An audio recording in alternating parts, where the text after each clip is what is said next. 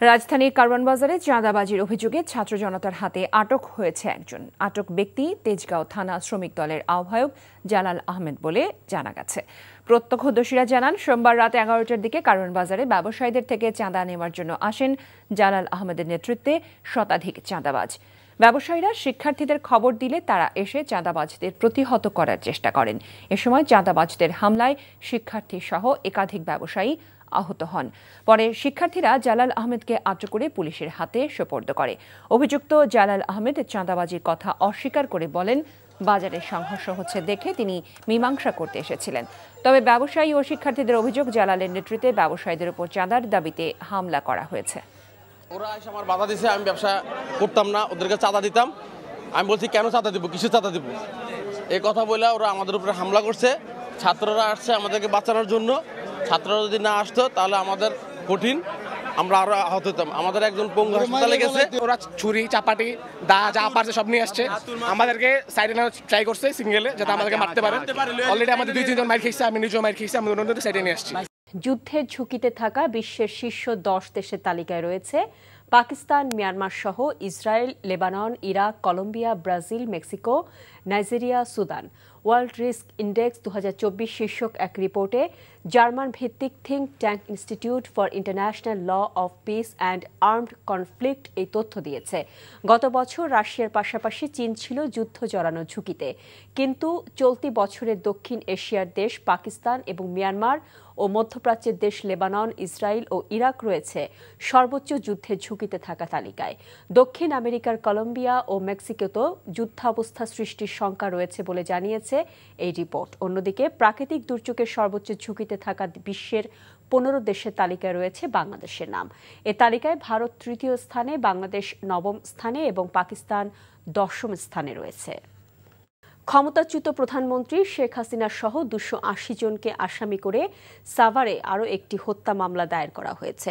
বৈষম্য বিরোধী ছাত্র আন্দোলনে মেহেদী হাসান নামে একজনকে গুলি করে হত্যার ঘটনায় এই মামলাটি দায়ের করা হয়। মেহেদী হাসান রাজমিস্ত্রির সহকারী হিসেবে কাজ করতেন। মামলার বাদী নিহতের বাবা বাচ্চু সরকার।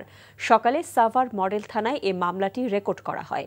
এ নিয়ে স্বৈরাচার শেখ হাসিনাকে প্রধান আসামি করে কেবলমাত্র সাভার মডেল থানাতেই 10টি হত্যা মামলা দায়ের করা হলো।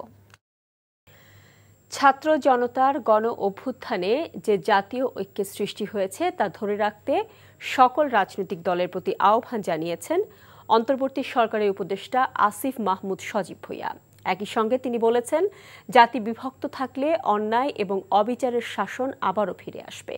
বেকারত্বকে চ্যালেঞ্জ উল্লেখ করে তিনি বলেছেন, কর্মক্ষম বেকার জনগোষ্ঠীকে দক্ষ করে গড়ে তোলা এবং কর্মসংস্থানে প্রয়োজনীয় ব্যবস্থা নেওয়া হবে। এনটিভির সাথে একান্ত আলাপে আসিফ মাহমুদ এসব কথা বলেন। সাক্ষাৎকারটি নিয়েছেন আমাদের স্পেশাল করেসপন্ডেন্ট মুকসিমুল আহসান। সরকারের 1 মাস হয়ে গেছে। এই 1 মাসে দায়িত্ব পালন করতে গিয়ে আপনার অভিজ্ঞতার আলোকে সামনের দিনের চ্যালেঞ্জ কি মনে হচ্ছে? এখন সামনের দিনে যে চ্যালেঞ্জ সেটা হচ্ছে এই জাতীয় ঐক্যটা ধরে রাখা।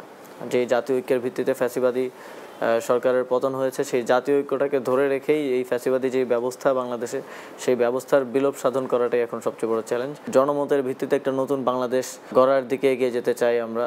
এখানে আমাদের রাজনৈতিক সংশ্লিষ্টতা, রাজনৈতিক কোনো বড় রাজনৈতিক দল থেকে না হওয়ার কারণে এটা আমাদের একটা পজিটিভ দিক যে আমরা আসলে মানুষের যে আশা আকাঙ্ক্ষা সেটার প্রতিফলন করতে আমাদের কোনো প্রতিবন্ধকতা নেই। কেমন বাংলাদেশ জনগণ চায় সেই কথাগুলো আসলে সেই রূপরেখা নিয়ে আমরা ভবিষ্যতে কাজ করে যাব। জাতীয় নাগরিক কমিটি হয়েছে, তারা কি আপনাদেরই উপদেষ্টা নাকি তাদের কিভাবে তৈরি হয়েছে এবং তারা আসলে কি করবে? জনগণের পক্ষ থেকে যারা এই গণঅভ্যুত্থানে যোগ দিয়েছিলেন, যারা এই গণঅভ্যুত্থানকে সফল করেছেন, তাদেরকে অ্যাকোমোডেট করা এবং তাদেরকে দেশ গড়ার পুনর্গঠনে তাদের রিপ্রেজেন্টেশন, তাদের বক্তব্য নিয়ে আসার জন্যই জাতীয় নাগরিক কমিটি আসলে ফর্ম হয়েছে। যারা ফর্ম করেছেন তাদের সাথে যতটুকু কথা হয়েছে যে তারা জনগণের বক্তব্যগুলো সংগ্রহে এবং জনগণ কেমন বাংলাদেশ চায় সেটা নিয়ে আসার জন্য সেই প্রস্তাবনাগুলো রাখা এবং একই সাথে এই সরকারকেও সরকারও যেন ঠিকভাবে এই ফ্যাসিবাদী ব্যবস্থার বিলোপে কাজ করে যায় সেটা নিশ্চিত করার জন্য তারা কাজ করবেন। সেটার জন্য বিরোধিতা করতে হলে বিরোধিতা করবেন এবং সহযোগিতা করতে হলে সহযোগিতা করবেন। আমরা শুধু জাতীয় নাগরিক কমিটি না, সকল রাজনৈতিক প্ল্যাটফর্মের থেকেই এটা আসলে প্রত্যাশা করব যে সরকারকে এই যে ফ্যাসিবাদী ব্যবস্থা আছে সেটার বিলোপ সাধন এবং একটি সুন্দর কাঠামোর বাংলাদেশ যেন আমরা গড়ে দিয়ে যেতে পারি। সংযুক্ত আরব আমিরাতের 57 জন যারা শ্রমিক যারা সেখানে আন্দোলন করেছিল আপনাদের আন্দোলনের সাথে একাত্মতা প্রকাশ করে, সেই 57 জনকে ইতোমধ্যেই তাদের সাজা বাতিল করা হয়েছে এবং তারা দেশে আসতে শুরু করেছে। তাদের জন্য আপনাদের মন্ত্রণালয়ের পক্ষ থেকে বা আপনাদের সরকারের পক্ষ থেকে কোনো উদ্যোগ নেওয়া হবে কিনা? তাদের যে ক্ষতি হয়েছে সেই ক্ষতিপূরণ এবং একই সাথে তাদের কর্মসংস্থান নিশ্চিতের জন্য ইতিমধ্যেই আমাদের সর্বশেষ যে ক্যাবিনেট মিটিং সেখানে আলোচনা হয়েছে এবং এটা নিশ্চিতের জন্য আমরা ইতিমধ্যেই কাজ করা শুরু করেছি। যুব সমাজের কর্মসংস্থান এবং বেকারত্ব হ্রাসের জন্য আপনাদের কি ভূমিকা থাকবে বা আপনার মন্ত্রণালয়ের কি উদ্যোগ নিচ্ছেন? আমি মনে করি যুব ক্রীড়া মন্ত্রণালয়ে যুব সেক্টরটাই অনেক বড় একটা কাজের জায়গা। বাংলাদেশে বেকারত্ব একটা অনেক বড় চ্যালেঞ্জ আমাদের জন্য। কর্মক্ষম এবং দক্ষ কর্মক্ষম গোষ্ঠী হিসেবে যুবকদেরকে কিভাবে তৈরি করা যায় সেটা আমাদের একটা বড় চ্যালেঞ্জ হতে যাচ্ছে। আমাদের যেই প্রবাসীরা আছেন তাদের অধিকাংশই আসলে যে একটা ট্রেনিংয়ের মাধ্যমে একটা মিড লেভেল জব কিংবা আপার লেভেল জব করবে সেই সুযোগটা আসলে এখন পর্যন্ত সরকারের পক্ষ থেকে উদ্যোগ নেওয়া হয়নি। আমাদের দেশ থেকে যারা বাইরে কাজ করতে যান তারা আসলে লোয়ার টায়ার জবগুলো করে থাকেন, যেটা কায়িক শ্রমের যেই জবগুলো। তো সেখানেও আমরা কিভাবে প্রবাসী কল্যাণ মন্ত্রণালয়ের সাথে যৌথভাবে কিভাবে আসলে ট্রেন করে স্কিল্ড লেবার আমরা পাঠাতে পারি সেটা নিয়ে আমরা কাজ করব এবং বাংলাদেশের যেই বড় যে একটা বেকার অংশ যুবকদের তাদেরকে কিভাবে এম্পাওয়ার্ড করা যায় সে বিষয়ে অবশ্যই আমার মন্ত্রণালয় থেকে আমি কাজ করব। কর্মসংস্থানের জায়গায়ও আমরা ইতিমধ্যেই ভেবেছি যে আমাদের ইয়াংদের মধ্যে অনেক আইডিয়াস আছে, তো তারা যখন এগুলো ইনকর্পোরেট করার কোনো সুযোগ পান না, কোনো ইকোসিস্টেম এখানে পান না, তারা যখন সহযোগিতা পান না তখন দেখা যায় যে আমাদের এই যে মেধা পাচার হয়ে যাচ্ছে, বাধ্য হয়ে দেশের বাইরে চলে যাচ্ছেন অনেকেই। তো সেই জায়গা থেকে আমরা চিন্তা করেছি যে একটা স্টার্ট আপ ইনকিউবেটর পৃথিবীর অনেক দেশেই আছে, নিউ স্টার্ট আপদেরকে সহযোগিতা করার একটা প্রজেক্ট আমরা হাতে নেব খুব দ্রুত সময়ের মধ্যে, সেটা আপনাদের সামনে আসবে। নতুন এই সুন্দর বাংলাদেশ গড়ে তোলার ক্ষেত্রে আপনার যদি কোনো মেসেজ কিংবা কোনো প্রত্যাশা থাকে সেটি বলতে পারেন। প্রত্যাশা একটাই যে আমাদের যে জাতীয় ঐক্য গড়ে উঠেছে, যেই ফ্যাসিবাদকে হটানোর জন্য বাংলাদেশের সকল শ্রেণী পেশা কিংবা ভিন্ন মতের বিভিন্ন মানুষ সবাই আমরা এক জায়গায় আসতে পেরেছি এবং সেটা এখনও কন্টিনিউয়াস আছে। এই জাতীয় ঐক্যটা আমাদেরকে ধরে রাখতে হবে। কোনোভাবেই ঠিক যেভাবে ফ্যাসিবাদী সরকার আমাদেরকে বিভিন্ন ইস্যুতে বিভিন্ন বিষয়ে আসলে ভাগ করে যে শাসন করার যে প্রক্রিয়াটা নিয়েছিল সেটাকে আর ফিরে আসতে দেওয়া যাবে না, কারণ সেই আমরা যদি বিভাজিত হয়ে যাই যে কোনো দ্বন্দ্বে তাহলে সেটা দিন শেষে ফ্যাসিবাদী প্রবণতাকেই সহযোগিতা করবে এবং আবার এদেশে একটা অন্যায় অবিচারের শাসন প্রতিষ্ঠার ক্ষেত্রে কাজ করবে। রাজনৈতিক পট পরিবর্তনের পর অনিশ্চয়তা দেখা দিয়েছে ব্রাহ্মণবাড়িয়ার 4 লেন প্রকল্পের কাজে। আশুগঞ্জ থেকে আগরতলা পর্যন্ত সড়ককে 4 লেনে উন্নীত করা প্রকল্পের প্রকৌশলী ও কর্মীরা ভারতে চলে যাওয়ায় বন্ধ হয়ে গেছে এই প্রকল্পের কাজ। তবে সড়কের বিধ্বস্ত অংশ মেরামতে বিশেষ উদ্যোগের কথা জানিয়েছেন সড়ক ও জনপথ বিভাগের এক কর্মকর্তা। ব্রাহ্মণবাড়িয়া থেকে শিহাবুদ্দিন বিপুর পাঠানো রিপোর্ট। ভারতীয় ঋণ সহায়তা এবং বাংলাদেশ সরকারের যৌথ অর্থায়নে ৫,৭৯১ কোটি টাকায় বাস্তবায়িত হচ্ছে আশুগঞ্জ থেকে আগরতলা পর্যন্ত 50 কিলোমিটার 4 লেন সড়কটি। 2020 সালে প্রকল্পটির কাজ শুরু করে ভারতীয় ঠিকাদারি প্রতিষ্ঠান এফকনস ইনফ্রাস্ট্রাকচার লিমিটেড। গত 5 আগস্ট সাবেক প্রধানমন্ত্রী শেখ হাসিনা ভারতে পালিয়ে যাওয়ার পর বাংলাদেশ ছেড়ে চলে যায় ভারতীয় ঠিকাদারি প্রতিষ্ঠান এফকনসের প্রকৌশলী ও কর্মীরা। ফলে বন্ধ হয়ে গেছে এই প্রকল্পের কাজ। প্রত্যেক দিন গাঠুরা হসপিটালের সামনে অ্যাক্সিডেন্ট হচ্ছে, মানে আমাদের যাতায়াতের এত সমস্যা হচ্ছে যা বলার মতো না। জামজট, রাস্তাঘাটে পানি লাগিয়ে থাকে আর বৃষ্টি না হলে ধুলাবালু এলাকাবাসী আমরা ভোগাভোগ দিয়েছি। গুরুত্বপূর্ণ এই সড়ক দিয়ে ঢাকা ব্রাহ্মণবাড়িয়া ও চট্টগ্রাম সিলেট রুটে প্রতিদিন হাজার হাজার যানবাহন ও অসংখ্য যাত্রী চলাচল করে। কিন্তু সড়কের বিভিন্ন স্থানে বড় বড় গর্ত ও খানাখন্দের কারণে সবাইকে দুর্ভোগে পড়তে হচ্ছে প্রতিদিনই। খুব ঝুঁকিপূর্ণ, গাড়ি নিয়ে আসি মনে করেন যে হয় পাতি ভেঙে যায়, বডি সমস্যা, আর ওটার কাজ হবে এরকম করতে করতে আজকে প্রায় 3 বছর আমাদের এই কষ্ট নিয়ে গাড়ি চালা দিচ্ছি। প্রকল্পের কাজ কবে আবার শুরু হবে সে বিষয়ে অনিশ্চয়তার কথা জানিয়ে সড়কের বিধ্বস্ত অংশ জরুরি মেরামতের বিশেষ উদ্যোগের কথা জানিয়েছেন সড়ক ও জনপথ বিভাগের এই কর্মকর্তা। এটি আসলে যেহেতু একটি আন্তর্জাতিক চুক্তির মাধ্যমে এই সড়কটি নির্মিত হচ্ছে, উভয় দেশের ঊর্ধ্বতন কর্তৃপক্ষ বিষয়ে এটার যে ভবিষ্যৎ করণীয় এবং কিভাবে এই কাজটি এগিয়ে নেওয়া যায় বা কিভাবে এটি সমাধান করা যায় সে বিষয়ে সিদ্ধান্ত নেই। আপাতত স্বল্প মেয়াদী যে মেরামত আমরা নরমালি এইচবিবির মাধ্যমে করে থাকি। আমরা এই ধরনের একটি কাজ করার জন্য পরামর্শ দিয়েছি প্রকল্পকে। 2023 সালে কাজ শেষ হওয়ার কথা থাকলেও প্রকল্পের মেয়াদ বাড়ানো হয়েছে 2025 সালের জুন পর্যন্ত। NTV news desk. দিনাজপুরের বড়পুকুরিয়ায় তাপবিদ্যুৎ কেন্দ্রে 3টি ইউনিট বন্ধ হয়ে গেছে। চীন থেকে যন্ত্রাংশ আসার পর এই ইউনিট 3টি চালু হবে। 3টি ইউনিটের মধ্যে 2 নম্বর ইউনিটটি 2020 সাল থেকে বন্ধ রয়েছে। তাপবিদ্যুৎ কেন্দ্রের প্রধান প্রকৌশলী আবু বক্কর জানান, 2 নম্বর ইউনিটটি চালু হতে 1 সপ্তাহ লাগবে। এই ইউনিটে 60 থেকে 65 মেগাবাইট বিদ্যুৎ উৎপাদন হতো এবং জাতীয় গ্রিডে সরবরাহ হতো। 3 নম্বর ইউনিটটি চালু হতে 2 সপ্তাহের মতো সময় লাগবে। চীন থেকে যন্ত্রাংশ আসার পরই এই ইউনিট চালু হবে। 250 মেগাওয়াট এই ইউনিটে 220 মেগাওয়াট বিদ্যুৎ উৎপাদন হয়ে আসছিল। এদিকে জাতীয় গ্রিডে বিদ্যুৎ সরবরাহ না হয় দিনাজপুর সহ আশেপাশের জেলায় লোডশেডিং। ভারতের অর্থায়নে বাংলাদেশে চলমান সব প্রকল্পের কাজ অব্যাহত থাকবে বলে জানিয়েছেন অর্থ উপদেষ্টা ডক্টর সালেউদ্দিন আহমেদ। আজ সচিবালয়ে অর্থ উপদেষ্টার সাথে ঢাকায় নিযুক্ত ভারতীয় হাইকমিশনার প্রণয় ভার্মা দেখা করতে গেলে তিনি একথা জানান। ভারত থেকে 3বার এলওসির মাধ্যমে $736 কোটি ঋণ চুক্তি হয়। এর মধ্যে $180 কোটি পাওয়া গেছে, বাকিটাও ভারত ছাড় করবে বলে হাইকমিশনার তাকে জানিয়েছেন বলে জানান সালেউদ্দিন। বৈঠক শেষে প্রণয় ভার্মা জানান, বিজ্ঞান ও প্রযুক্তি সহ বেশ কিছু বড় প্রকল্পে বাংলাদেশের সাথে কাজ করা নিয়ে অর্থ উপদেষ্টার সাথে আলোচনা হয়েছে। আশুগঞ্জ ও আখাউড়া সড়কের মতো কিছু প্রকল্পের ঠিকাদার ও শ্রমিকরা ভারতে চলে গেলেও দ্রুতই তারা কাজে ফিরবে বলেও জানান high commissioner. Continue that. Those are not small projects, not tidbits. And the one we'll take, they will also be good projects. As I told you, this will be very beneficial for their country and our country. The projects are going on, and I think they are basically, as I said, they are very big projects and located at different sites. So the contractors will be coming back to start.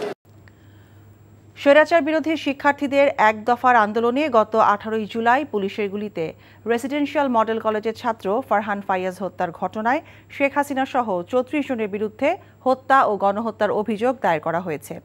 ফারহানের বাবা শহীদুল ইসলাম ভূঁইয়া আন্তর্জাতিক অপরাধ ট্রাইব্যুনালের তদন্ত সংস্থায় এই অভিযোগ দাখিল করেন আজ। মামলার অন্য আসামিরা হলেন ওবায়দুল কাদের, আনিসুল হক, ব্যারিস্টার ফজলে নূর তাপস, জাহাঙ্গীর কবির নানক, শেখ ফজলে শামস পরশ, ছাত্রলীগ সভাপতি সাদ্দাম হোসেন, সাধারণ সম্পাদক ওয়ালি আসিফ ইনান, পুলিশ কর্মকর্তা বিপ্লব কুমার সহ 34 জন।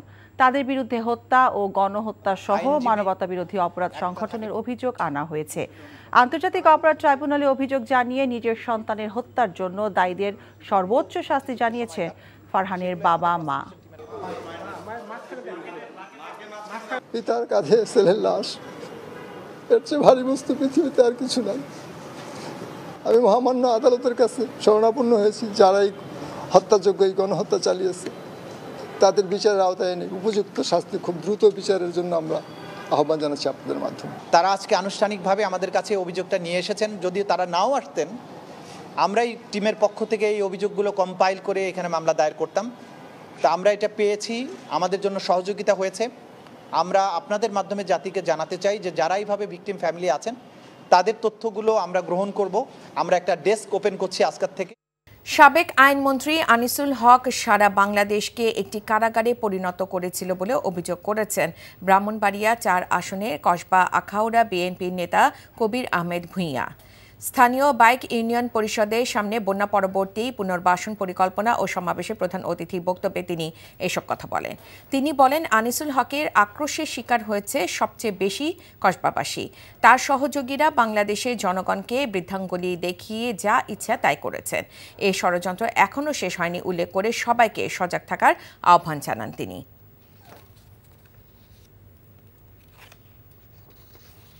নাটোরে 3টি মামলা থেকে খালাস পেলেন বিএনপি কেন্দ্রীয় নেতা রুহুল কুদ্দুস তালুকদার দুলু সহ শতাধিক বিএনপি নেতাকর্মী। দুপুরে পৃথক দুটি আদালত থেকে তাদের খালাস দেওয়া হয়। 2004 সালে রুহুল কুদ্দুস তালুকদার দুলুর ভাতিজা সাব্বির আহমেদ গামাকে নলডাঙ্গা উপজেলার রামসার কাজীপুরে নৃশংসভাবে কুপিয়ে হত্যা করে দুর্বৃত্তরা। এর জেরে বিক্ষুব্ধ গ্রামবাসী সন্দেহভাজন ব্যক্তিদের বাড়ি ঘরে হামলা, ভাঙচুর, অগ্নিসংযোগ করে। এই ঘটনার প্রেক্ষিতে দুলু সহ শতাধিক বিএনপি নেতাকর্মীর বিরুদ্ধে চাঁদাবাজি, ভাঙচুর, লুটপাটের মামলা দায়ের করে প্রতিপক্ষরা। ভবিষ্যতে সীমান্তে হত্যাকাণ্ড বন্ধে যথাযথ ব্যবস্থা নিতে সংশ্লিষ্ট সবাইকে নির্দেশ দেওয়া হয়েছে বলে জানিয়েছেন স্বরাষ্ট্র উপদেষ্টা অবসরপ্রাপ্ত লেফটেন্যান্ট জেনারেল মোহাম্মদ জাহাঙ্গীর আলম চৌধুরী। দুপুরে সচিবালয়ে আসন্ন শারদীয় দুর্গাপূজার আইনশৃঙ্খলা পরিস্থিতি নিয়ে বৈঠক শেষে একথা বলেন তিনি। আর পূজায় আইনশৃঙ্খলার অবনতির চেষ্টা করলে কঠোরভাবে দমন করা হবে বলেও জানান উপদেষ্টা। এছাড়া প্রধান উপদেষ্টার পক্ষ থেকে দুর্গাপূজায় বিভিন্ন মণ্ডপে 4 কোটি টাকা বিশেষ বরাদ্দ দেওয়া হয়েছে বলে জানিয়েছেন ধর্ম উপদেষ্টা আফম খালিদ হোসেন। রকনউদ্দিনের রিপোর্ট। আসন্ন শারদীয় দুর্গাপূজার আইনশৃঙ্খলা পরিস্থিতি ও সার্বিক নিরাপত্তা নিয়ে স্বরাষ্ট্র মন্ত্রণালয়ে অনুষ্ঠিত হয় এই বৈঠক। পূজামণ্ডপ তৈরি ও পূজাকালীন সময়ে নিরাপত্তার পাশাপাশি বিদ্যুৎ সরবরাহ নিশ্চিত করা হবে বলে বৈঠক শেষে জানান স্বরাষ্ট্র উপদেষ্টা। এছাড়া প্রতিটি পূজামণ্ডপে রাতে অন্তত 3 জন ও দিনে 2 জন স্বেচ্ছাসেবক থাকবেন বলেও জানান তিনি। কোনো ধরনের যেন কোনো ধরনের হামলা না হয় এটা এনশিওর করার দায়িত্ব আমার। এটা বলছেন স্যার, কিন্তু ব্যবস্থা কি নিয়েছেন? অনেক জায়গায় এই ব্যবস্থা আইন শৃঙ্খলা বাহিনীকে নির্দেশনা দেওয়া হয়েছে। আজানের কমের পক্ষে 5 মিনিট আগে কোনো বাদ্যযন্ত্র বা মাইকের ব্যবহার বন্ধ রাখতে হবে এবং নামাজ শেষ পর্যন্ত এই ধরনের কার্যকলাপ বন্ধ রাখতে হবে। আর দুর্গাপূজা উপলক্ষে প্রধান উপদেষ্টার পক্ষ থেকে 4 কোটি টাকা বিশেষ বরাদ্দ দেওয়া হবে বলে জানান ধর্ম উপদেষ্টা। আমরা একটু তালিকা করে অসচ্ছল মন্দিরগুলোকে আমরা এই 4 কোটি টাকা জেলা প্রশাসকদের মাধ্যমে এগুলো আমরা বিতরণ করব। এতদিন যে বিচার হয় নাই, এটা তদন্ত করে কোন কোন মামলার স্পেসিফিক মামলা আছে আমাদের জানালে আমরা একটু মনিটর করব। এ সময় স্বরাষ্ট্র উপদেষ্টার কাছে সাংবাদিকদের প্রশ্ন ছিল, সীমান্তে হত্যা বন্ধে কি পদক্ষেপ নিচ্ছে সরকার? মডার্ন কিলিং সম্বন্ধে এখানে একটু আলোচনা হয়েছে, এই জন্য আমি এখানে শুধু বলবো, আমি ভবিষ্যতে এই ধরনের ঘটনা যেন না ঘটে এই ব্যবস্থা নেওয়ার জন্য আমি সংশ্লিষ্ট অথরিটিকে আদেশ করেছি এবং আমি আশা করব ভবিষ্যতে এই ধরনের ঘটনা ঘটবে না। সবাইকে আমি অনুরোধ করেছি যে এবার যেন আপনারা বর্ডার বেল্টে ভালো ভালো পূজা মণ্ডপ করেন, যেন আমাদের লোক ওই পারে যেন না যায় পূজা দেখার জন্য, আর ওই পারের লোকও যেন এই পারে না আসে, এইটার ব্যবস্থা নেওয়ার জন্য। রকনউদ্দিন, এনটিভি নিউজ, ঢাকা। ভারতের সাথে কোনো কাজ স্থগিত হয়নি ও সামনের দিনে বিজ্ঞান প্রযুক্তি সহ আরও কিছু বড় প্রকল্পে তারা বিনিয়োগের আগ্রহ দেখিয়েছে বলে জানিয়েছেন অর্থ উপদেষ্টা সালেহ উদ্দিন আহমেদ। সকালে সচিবালয়ে তার সাথে ভারতীয় হাইকমিশনার প্রণয় ভার্মার সাক্ষাৎ শেষে এসব বলেন তিনি। আর চলমান কিছু প্রকল্পের ঠিকাদার ভারতে চলে গেলেও দ্রুতই ফিরে আসবেন ও কাজ শুরু হবে বলে জানিয়েছেন হাইকমিশনার। রিপোর্ট করছেন রকনউদ্দিন। মঙ্গলবার সকালে সচিবালয়ে অর্থ উপদেষ্টার সাথে সৌজন্য সাক্ষাৎ করেন বাংলাদেশে নিযুক্ত ভারতের হাইকমিশনার। বৈঠকে চলমান প্রকল্প এগিয়ে নেবার পাশাপাশি দেশটি আরও বড় বিনিয়োগের আগ্রহ দেখিয়েছে বলে জানান অর্থ উপদেষ্টা। There's some issues about disbursement that is being, they will be sorted out. This is one, and these are very important projects, you know. Then there will be some future projects also. We will not just stop at whatever we have got. They also offered something, and we have also devised, and we will talk about those projects, funding of the project, implementation part of it. Ashuganj থেকে আখাউড়া পর্যন্ত সড়ক নির্মাণ প্রকল্পের ঠিকাদার দ্রুতই ভারত থেকে ফিরে আসবেন উল্লেখ করে দেশটির হাইকমিশনার বলেন, চলমান কোনো প্রকল্পই স্থগিত করা হয়নি। লাইন অফ ক্রেডিটের আওতায় যে $763 কোটি বাংলাদেশ পাবার কথা তাও ছাড় করার আশ্বাস দেন তিনি। They are not stopped. The projects are going on, and I think they are basically, as I said, they are very big projects and located at different sites. So the contractors will be coming back to start. Have you discussed about new government? How India deal with this new government? Anything? So we are engaging. We are engaging. Of course, we are very closely engaging with the government. এদিকে সচিবালয়ে ক্রয় সংক্রান্ত উপদেষ্টা পরিষদের সভায় 14 September বৈষম্য বিরোধী আন্দোলনের শহীদদের স্মরণ সভার জন্য প্রায় 5 কোটি টাকা ব্যয়ের অনুমোদন দেওয়া হয়েছে বলে জানান অর্থ উপদেষ্টা। এটা একটা ছোট 5 কোটি টাকা, কারণ অনেক সব দেশ থেকে আসবে, ওদের কিছু দুপুরবেলা থাকবে, পানির ইসে আছে কিছু, এটা একেবারে মিনিমাম আমরা দেখেছি যে এর চেয়ে কমে হবে না। ওরা যারা এরা ছাত্র যারা এটা ডিল করছে, তথ্য উপদেষ্টা এসে তারা ঠিক করবে কারা আসবে ওখানে, যারা এখানে জড়িত ছিল আন্দোলনে, যাদের এসে শহীদ হয়েছে, বিশেষ করে শহীদ পরিবারে, ওরা আসবে। বৈঠকে চলমান লোডশেডিং নিয়ে কোনো এজেন্ডা ছিল না, তবে বিদ্যুৎ পরিস্থিতি স্বাভাবিক হতে সময় লাগবে বলে জানান অর্থ উপদেষ্টা। Rokonuddin, NTV News, Dhaka. বৈষম্য বিরোধী ছাত্র আন্দোলনের রেসিডেন্সিয়াল স্কুল অ্যান্ড কলেজের একাদশ শ্রেণীর শিক্ষার্থী ফারহান ফায়াজ হত্যার বিচার চেয়ে আন্তর্জাতিক অপরাধ ট্রাইব্যুনালে আবেদন করেছেন তার বাবা। মঙ্গলবার দুপুরে এই আবেদন করেন ফাইয়াজের বাবা শহীদুল ইসলাম। একমাত্র ছেলের হত্যাকারীদের সর্বোচ্চ শাস্তির দাবি করেন তিনি। তামজিদ সুমনের রিপোর্ট। এমন জীবন গড়ো যেন মৃত্যুর পরও মানুষ তোমাকে মনে রাখে। সামাজিক যোগাযোগ মাধ্যমে দেয়া শেষ স্ট্যাটাসে লিখেছিলেন রেসিডেন্সিয়াল স্কুল অ্যান্ড কলেজের একাদশ শ্রেণীর শিক্ষার্থী ফারহান ফাইয়াজ। 18 জুলাই বৈষম্য বিরোধী ছাত্র আন্দোলনে পুলিশের গুলিতে আহত হয় সে। হাসপাতালে নেয়ার পথে মারা যায় ফাইয়াজ। একমাত্র ছেলের মৃত্যুতে দিশাহারা ফাইয়াজের পরিবার।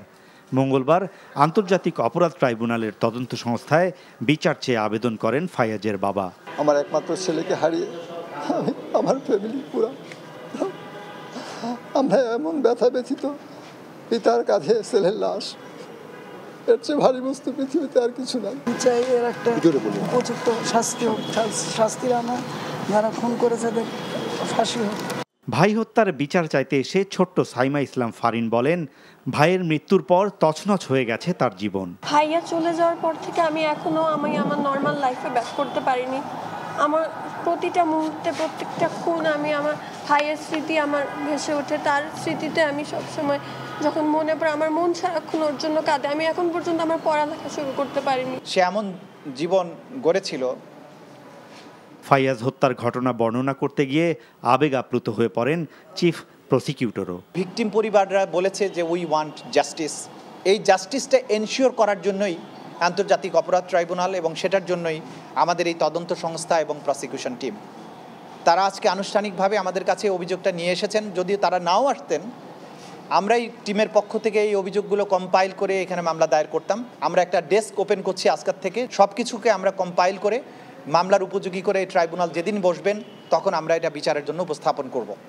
ন্যায় বিচার নিশ্চিত করতে আন্তর্জাতিক অপরাধ ট্রাইব্যুনাল কাজ করছে বলেও জানান তিনি। Tamjid Suman, NTV News, Dhaka. Dengue আক্রান্ত হয়ে সবশেষ 24 ঘন্টায় 5 জনের মৃত্যু হয়েছে। একই সময়ে আক্রান্ত হয়েছেন আরও 534 জন। আজ স্বাস্থ্য অধিদপ্তরে দেওয়া সংবাদ বিজ্ঞপ্তিতে এই তথ্য জানানো হয়েছে। বিশেষজ্ঞরা বলছেন, এখনই সঠিক ব্যবস্থা না নিলে ডেঙ্গু পরিস্থিতি আরও খারাপ হতে পারে। হাসানুল শাওনের রিপোর্ট।